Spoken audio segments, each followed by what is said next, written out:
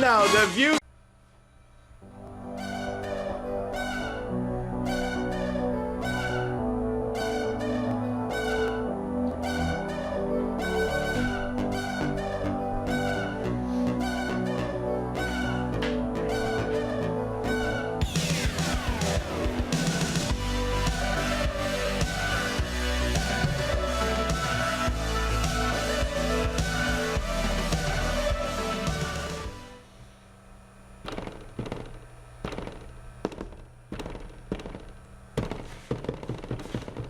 Hello there! Thank you very much for watching. This is Good Evening Cambridge. And I'm sorry about that. Well, good evening Cambridge. I'm extremely happy to see you all tonight. Thank you for being a loyal viewer. This is Thursday. Today is Thursday, October 29, 2015. And it's our 19th episode. So now everybody, should I wash my tail or something? You'll ask me why she's dressed like a cat. I will tell you in a second. There is a few things I want to talk about tonight. One of them is, of course, is a Halloween, but it's not it. I would like to talk about cats as well, as usual. Well, okay. The things I want to talk about today is Halloween and cats, as always, they involved, and what's going on in Cambridge around the Cambridge this weekend, and where we can go to enjoy ourselves. But if you're not interested in all that, I suggest you to switch the channel to ESPN or something like that, because there is a Patriots game is on right now. They just try to interrupt my show, but go ahead and switch the channel. But whoever is with me, stay with me, because I have a great show for you tonight. I have a lot of interesting facts, not like facts, but more like news and places where you can go. All right, so let's take a look on our Facebook page, where I upload all the links, all information I upload on the Facebook page. And first of all, I would like to tell you why I dress like a cat today. First of all, it's Halloween. But it's not really a creative costume for the Halloween, so I decided to dress like a cat today because Happy National Cat Day! Well, I love cats, I hope you do too. So what's going on today in Boston? I hope all of you know the Berklee College of Music, and today at their Berklee Performance Center, actually an hour ago, they had, maybe they still do, the Internet Cat Video Festival. Let me go right here and tell you a little bit about it. This one will go, oh, here we go. Alrighty, so it's a live event gathering fellow feline fanatics to watch videos of the cats. It could be something in between, yeah, cats. It could be something in between, like 6 seconds videos, like for wine, or even more. Yeah. The showcase features a new selection of videos created by Will Braden, the creator of the Henry Le Chat Noir videos and recipient of the festival's first Golden Kitty Award. Film critic Roger Ebert called Henry II Pot de Dieu the best internet cat video ever made. I actually, to be honest with you, I never saw it, but but the whole event, I think, is pretty interesting, because they created a whole festival just based on the cat videos. And for example, me, I watch them sometimes, a little bit, maybe more than I'm supposed to.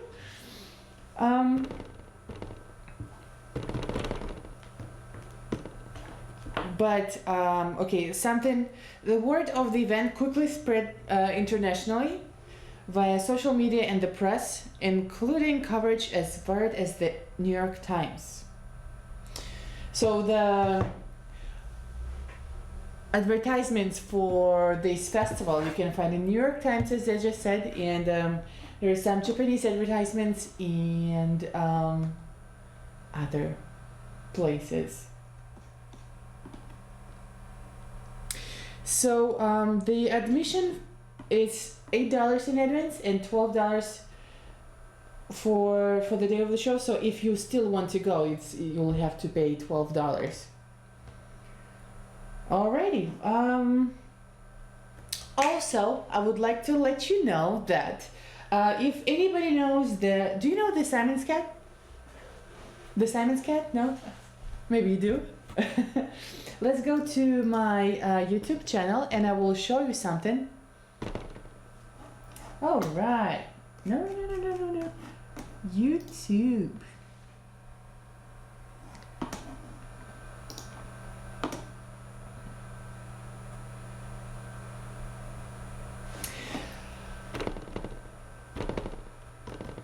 So there is an artist in Great Britain. His name is Simon Toffield, and he's making this very cute, very cute cartoons about cats. Actually, one cat. That's why it's called Simon's cat. And I would like to share with you that he's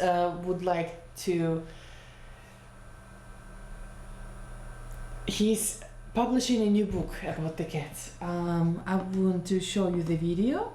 I just saw it today. And here you go. Here you go.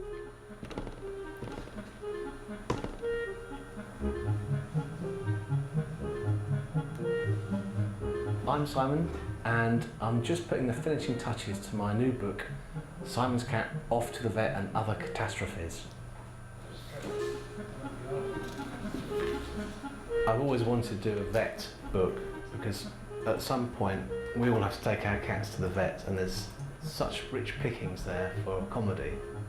Even though it's quite a stressful time for the cat and the owner, one of the challenges for me is to actually pluck out some of those comedy moments that we can all relate to, being cat owners.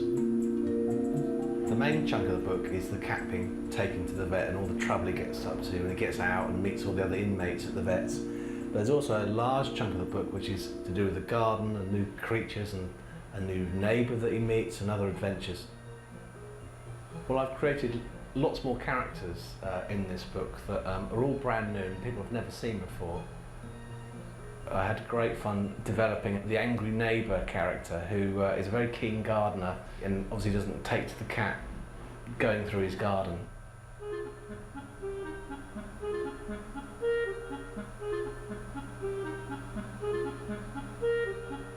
Another thing that makes this book special is that the central section is actually in colour, which allows me to put loads more character into those drawings and the backgrounds and get those extra details, and of course some of the animals are crying out to be coloured.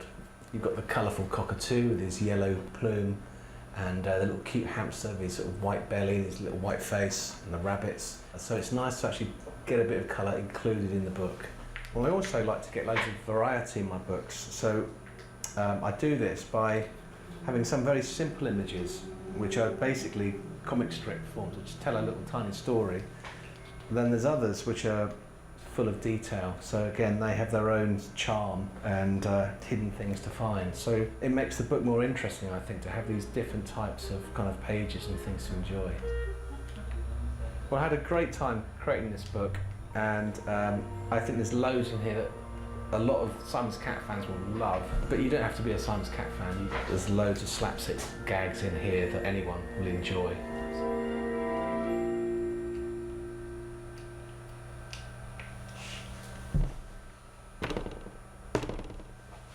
Oh, sorry.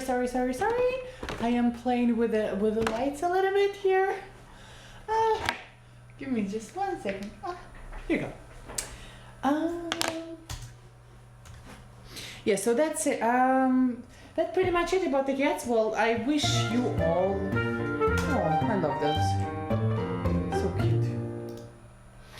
Anyway, I wish you all a happy National Cat Day, and let's move on to the Halloween and whatever's going on around Cambridge this weekend. All right, so first, well, we've been talking about about candidates to the presidents for 2016, and one woman became very creative. I would like to show you why. The all links, as I just said, it's on our Facebook page. All right, it's loading. Oh, here you go. All right, so Columbus, Ohio. If you think you are Jack-o'-lantern, you carved this year something special you haven't seen, Ohio's resident Jeanette Parr's creation. She amazed her neighbors for years with her intrigues, cravings of celebrating the politicians. So this newspaper, Columbus Dispatch, reports that she created a 374-pound pumpkin version of Donald Trump. Let's see if we can watch the video here. Yay! I'm sorry I couldn't help myself. He's everywhere. I mean, he's everywhere. Donald Trump. And Donald Trump's been pumpkinized in a 374-pound pumpkin. I've been pumpkinizing since 1988. Let's say I was 10 years old when I started doing this.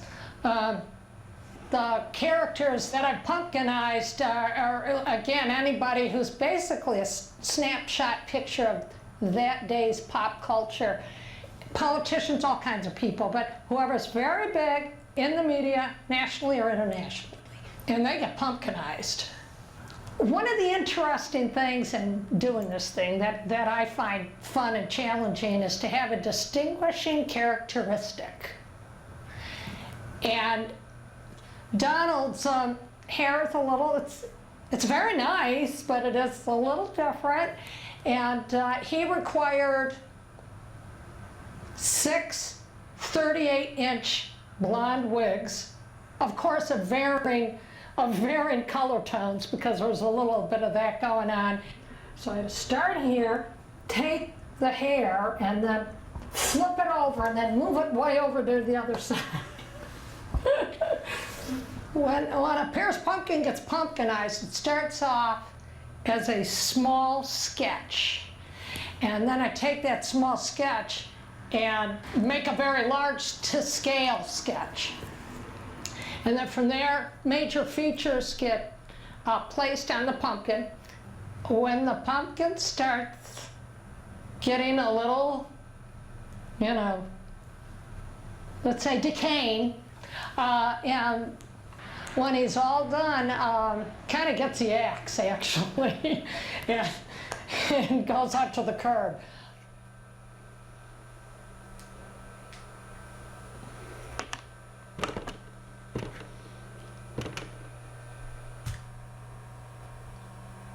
Okay. Sorry. Yeah, so I thought it's pretty interesting that she has that kind of hobby. And plus, we've been talking about Donald Trump a lot. Another great thing about people who like coffee, the Starbucks had created a special Frappuccino for the Halloween holiday season.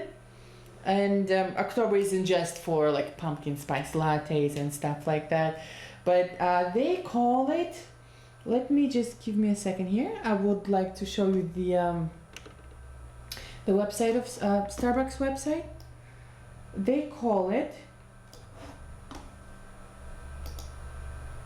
Frappula Frappuccino. It looks like that, if you can see. I haven't tried it yet, but we'll see. I mean, I'm just saying that they have that new. Let's go. Well, we have to wear something for our Halloween parties, and sometimes we run out of the costume ideas. I explained. I have like 3 reasons why I'm a cat this year. Oh,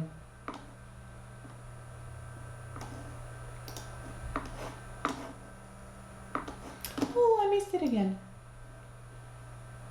Okay.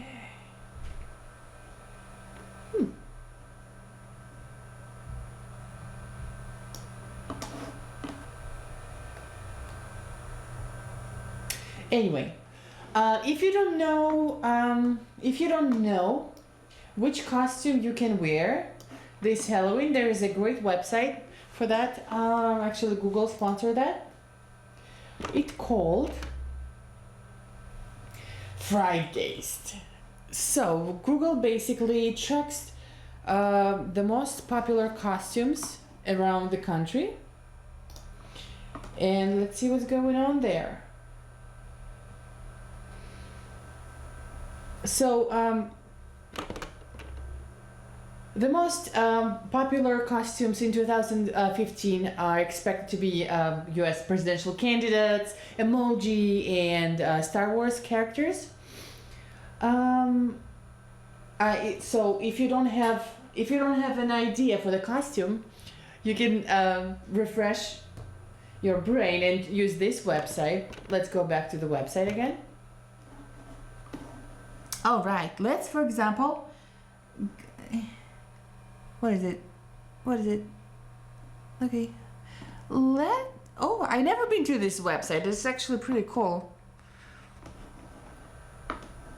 Okay, let's try to find Boston. Albany, no, let's go a little further. Clown, top costume around Presque Isle, Maine. It's New Hampshire, Portland, Pirate, Springfield, Massachusetts, Poison Ivy. What? Oh, that's interesting. Okay.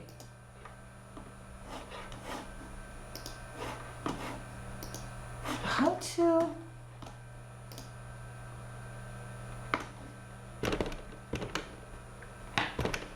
Anyway, what I figured out that there is a couple very popular costumes this year. For example, in Atlanta is Pirate, in Austin is Dinosaur, in Chicago it's Batman, in Dallas it's Harley Quinn. I don't even know who that is. New York is Superhero, Los Angeles Star Wars characters, Orlando Star Wars, Portland Star Wars, San Francisco Star Wars, and San Diego Star Wars. By the way, if you don't know yet, the Star Wars movie coming out December 18th. Actually, I already purchased the tickets for the night before, for Thursday 17 at 10:30, I think. The tickets. We'll see what's gonna happen. Can't wait until the movie. Another very interesting website I discovered for myself called diedinhouse.com. And it basically does what it says. You can log in to, I'm sorry, not log in, you, give me just 1 second.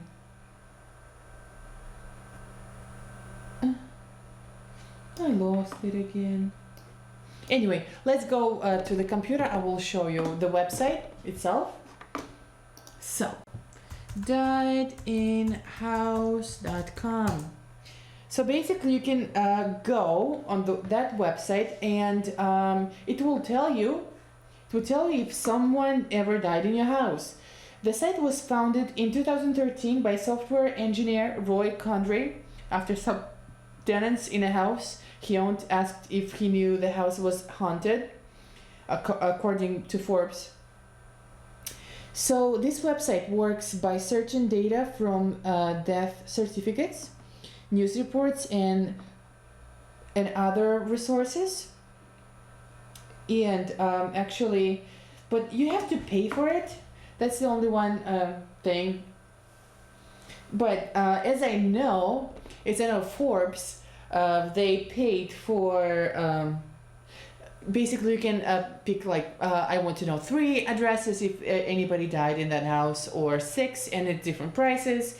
And so Forbes checked the houses which one they knew where somebody died in them, and actually the website didn't fail.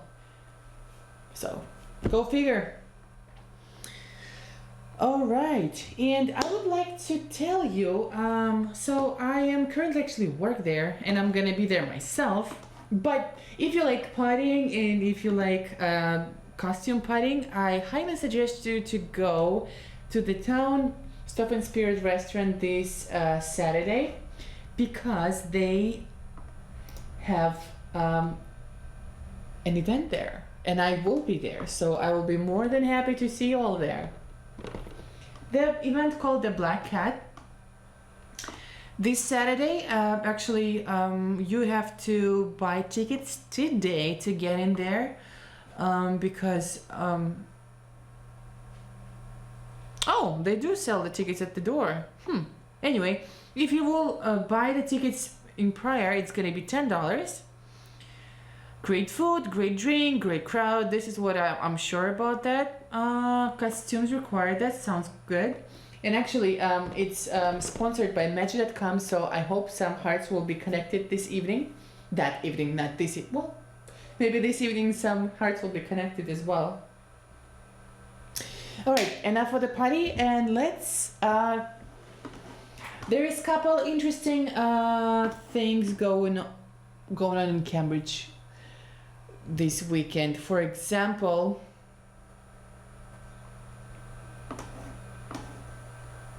there will be a celebration of Day of the Dead in Peabody Museum at 11 Divinity Avenue in Cambridge, Harvard Square. So they will celebrate the Day of the Dead with a festive evening of music, food, and community. Oh, so it's $20 for members, $25 for non-members, and a complimentary event parking available at the 52 Oxford Street garage. That sounds interesting.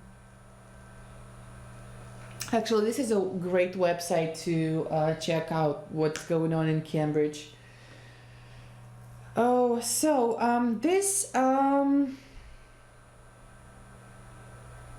exhibit runs through November 8th.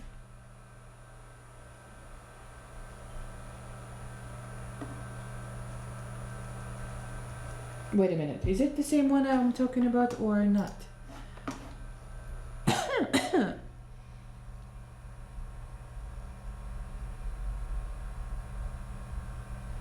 Is it or not? I think I confused myself a little bit, but what I'm gonna do? Well, another great thing, which one I would love to attend it, but I won't be able. Fright Factors at the MIT Museum. So they will be talking why do we fear? What's going on in our bodies and minds when we're frightened? So there will be a couple presentations there you can attend. For example, Frightful Medical Tool. Director Paul Russell, DMD, a director of Museum Medical History and Innovation. Sarah Elger, will be performing this presentation. Which one is really interesting for me is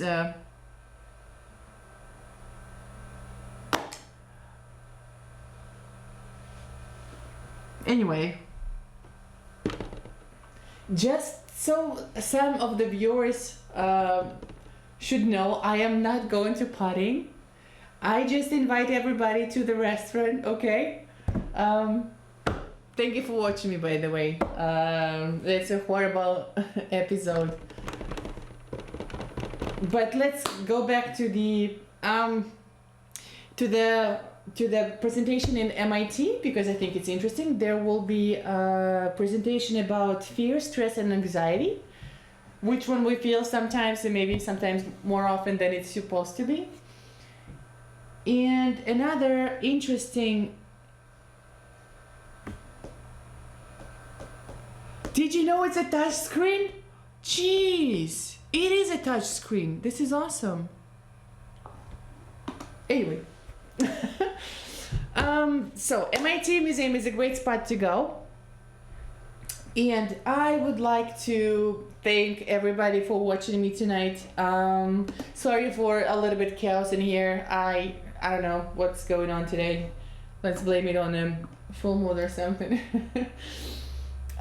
So I really would like you to send me an email if you have any suggestions or ideas or would like to become a guest on the show. The email here is goodevecamp@gmail.com. And please like our Facebook page and follow us on Twitter and subscribe to our YouTube channel. We post something new. We're trying to post something new all the time. Well, thank you very much. Happy National Cat Day and happy Halloween to you all. Thank you.